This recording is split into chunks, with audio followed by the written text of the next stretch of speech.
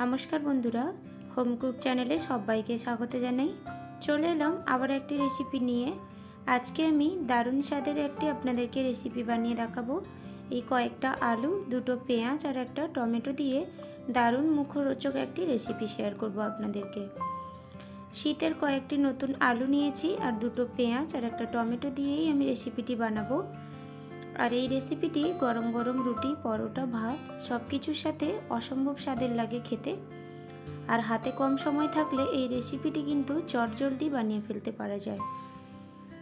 প্রথমে আলুগুলোকে আমি ভালো করে ছাড়িয়ে ধুয়ে রেখেছি, কারণ নতুন আলুতে আমরা সবাই জানি অনেক পরিমাণে বালি লেগে থাকে। তার জন্য আমি আলুগুলোকে প্রথম থেকেই ছাড়িয়ে ধুয়ে রেখেছিলাম। এবার আলুগুলোকে আমি এরকম চাকা চাকা করে কেটে নেব। একদম পাতলাও করব না আর একদম মোটাও করব না, একদম মিডিয়াম সাইজে রাখবো। আর বেশি পাতলা হয়ে গেলে রান্না করার সময় আলুগুলো ভেঙে যেতে পারে। ঠিক এইভাবে আমি সমস্ত আলুগুলোকে এরকম ছোট ছোট চাকা চাকার মতো করে কেটে নেব।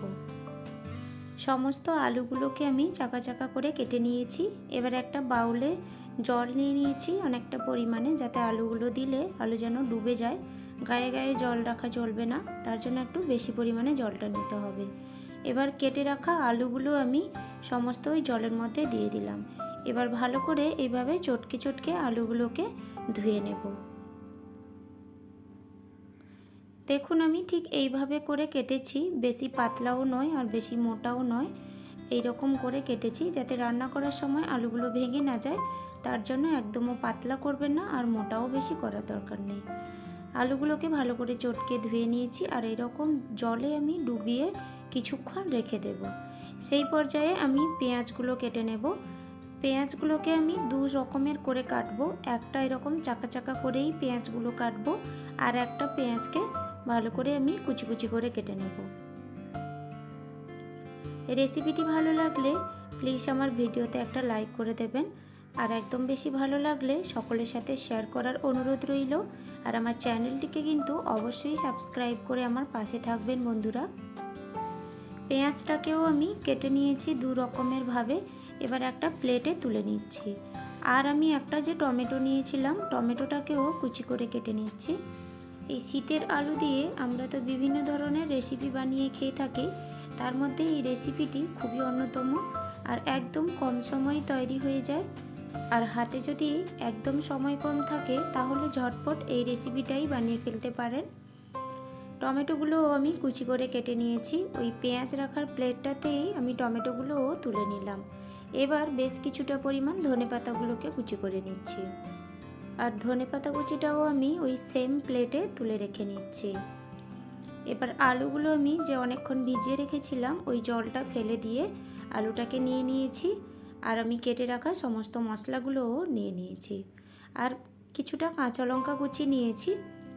এবার রান্নার পর্যায়ে চলে যাব। তার জন্য আমি গ্যাসে একটা প্যান বসিয়ে বেশ কিছুটা পরিমাণে আমি সাদা তেল দিয়ে দিলাম, আর একটা শুকনো লঙ্কা দিয়েছি, আর 1 টিস্পুনের মতো গোটা জিরে দিয়ে দিলাম।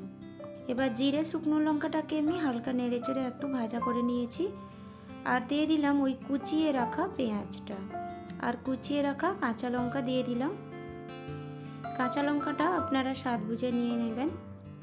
এবার কাঁচা লঙ্কা, পেঁয়াজ সব কিছুটাকে আমি হালকা নেড়েচেড়ে একটু ভাজা করে নেব। বেশি ভাজা করার দরকার নেই, পেঁয়াজটা হালকা একটু কাঁচা কাঁচা থাকলেও ফ্লেভারটা খুব ভালো আসবে। পেঁয়াজটা হালকা একটু নেড়েচেড়ে ভেজে নিয়েছি। এবার যে চাকা চাকা করে কেটে রাখা আলুগুলো আমি এক এক করে দিয়ে দিলাম। এবার এই আলুটা দিয়ে গ্যাসের ফ্লেমটা আমি মিডিয়াম করে আলুগুলোকে 2 থেকে 3 মিনিটের মতো নাড়াচাড়া করতে থাকবো, আর হালকা একটু ভাজা ভাজাও করে নেব। 2 থেকে 3 মিনিট হয়ে গেছে, নাড়াচাড়া করে নিয়েছি। এবার ঢাকনা দিয়ে আমি 5 মিনিটের মতো লো ফ্লেমে রেখে দিলাম। 5 মিনিট হয়ে গেছে, এবার ঢাকনাটা খুলে আমি আবারও নেড়ে চেড়ে নিচ্ছি। লবণটা আমি এখানে অ্যাড করিনি, লবণটা একটু পরে অ্যাড করব। আর বেশ কিছুক্ষণ নেড়ে চেড়ে আলুটাকে একদম একটু ভাজা ভাজা করে নিতে হবে। আবারও কিছুক্ষণ নেড়ে চেড়ে নিলাম। আবারও ঢাকনা দিয়ে 2 মিনিটের মতো আমি লো ফ্লেমে রেখে দিলাম। এতে কি হবে, আলুটা হালকা একটু সেদ্ধ হয়ে আসবে।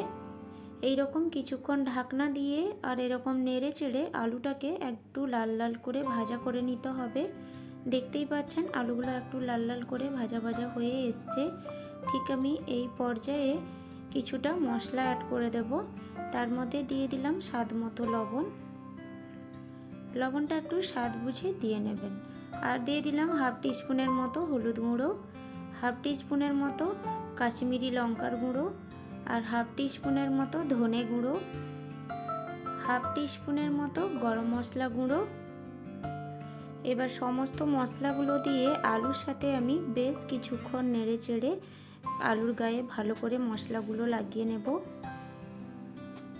2 থেকে 3 মিনিট আমি ভালো করে নাড়াচাড়া করে নিয়েছি। দেখুন সমস্ত গুঁড়ো মশলাগুলো আলুর গায়ে খুব ভালোভাবে লেগে গেছে। এবার আমি ওই যে মিডিয়াম সাইজের টমেটোটাকে কুচি করে রেখেছিলাম, ওই টমেটোটা আমি এবার অ্যাড করে দিলাম। এবার ভালো করে নেড়ে চেড়ে আলুর সাথে টমেটোটা ভালোভাবে মিক্স করে নিচ্ছি। প্রায় 1 মিনিটের মতো আমি এখানে মিডিয়াম ফ্লেমে নাড়াচাড়া করে নিয়েছি। আর টমেটোগুলো একদমই আমি গলিয়ে ফেলবো না, একটু হালকা কাঁচা কাঁচা থাকবে, আর খেতেও কিন্তু অপূর্ব স্বাদের লাগবে। ঢাকনা দিয়ে আমি 2 মিনিটের মতো লো ফ্লেমে রেখে দিলাম। 2 মিনিট হয়ে গেছে, এবার ঢাকনাটা খুলে নিয়েছি। আমি যে আগে থেকে পেঁয়াজটাকে যে স্লাইস করে কেটেছিলাম, এই পর্যায়ে ওই স্লাইস করা পেঁয়াজটাকে আমি অ্যাড করে দিলাম। এবার পেঁয়াজটা দিয়ে আবারও আমি খুব ভালোভাবে মিক্স করে নিচ্ছি। এবার পেঁয়াজটা দিয়ে আলুটাকে আমি বেশ কিছুক্ষণ নেড়ে চেড়ে ভালো করে ভাজা করে নেব। পেঁয়াজটাও হালকা সুন্দর ভাজা হয়ে গেছে। এই রেসিপির সাথে পেঁয়াজটা যখন মুখে লাগবে খেতেও কিন্তু অসম্ভব স্বাদের লাগবে। রেসিপিটি প্রায় রেডি হয়ে গেছে। আমি বেশ কিছুটা পরিমাণ কুচনো ধনেপাতা দিয়ে দিলাম উপর থেকে। এবার ধনেপাতাটা দিয়ে আবারও আমি নেড়ে চেড়ে হালকা একটু ভাজা করে নিলাম। রেসিপিটি সম্পূর্ণভাবে রেডি হয়ে গেছে। এবার গ্যাসের ফ্লেমটা বন্ধ করে আমি একটা প্লেটে সার্ভ করে দেব। দেখুন বন্ধুরা কত সুন্দর হয়েছে দেখতে, দেখতেও যেমন সুন্দর হয়েছে খেতেও কিন্তু অপূর্ব স্বাদের হয়। আর এটি একদম কম সময়ে তৈরি হয়ে যায়। গরম গরম রুটি পরোটা সব কিছুর সাথেই খেতে অসম্ভব স্বাদের লাগে। আর এটা টিফিনেও বানিয়ে দিতে পারেন। ঘুম থেকে যদি উঠতে লেট হয়ে যায় সকাল সকাল, তাহলে এই রেসিপিটাই চটজলদিতে বানিয়ে ফেলতে পারেন। আজকের আমার এই রেসিপিটি আপনাদের কেমন লাগলো আমাকে কমেন্ট করে অবশ্যই জানাবেন। আর ভিডিও ভালো লাগলে লাইক শেয়ার আর অবশ্যই সাবস্ক্রাইব করে আমার চ্যানেলটির পাশে থাকবেন। দেখা হচ্ছে পরের একটি ভিডিওতে। সবাই খুব ভালো থাকবেন।